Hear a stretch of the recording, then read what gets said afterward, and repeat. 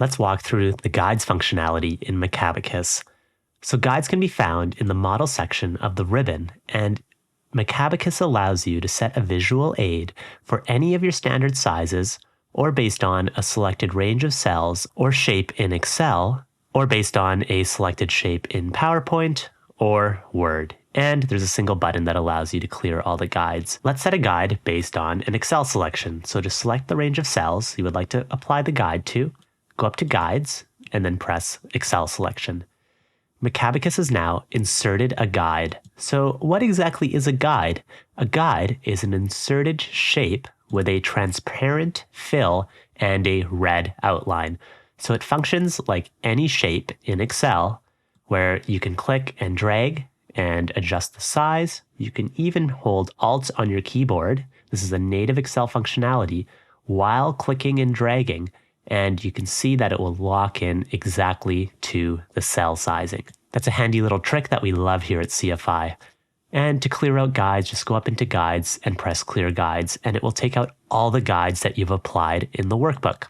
The manual way to create a guide would just be to go up into Insert, then Shapes, and we can select a rectangle, and then we can hold Alt, click and drag, and there's our shape. Let's set the fill to transparent, or no fill rather, and change the shape outline to red. So that's the manual way of creating a guide. Unfortunately, you would have to delete each of these out manually without Macabacus, so Macabacus is a lot quicker in that regard.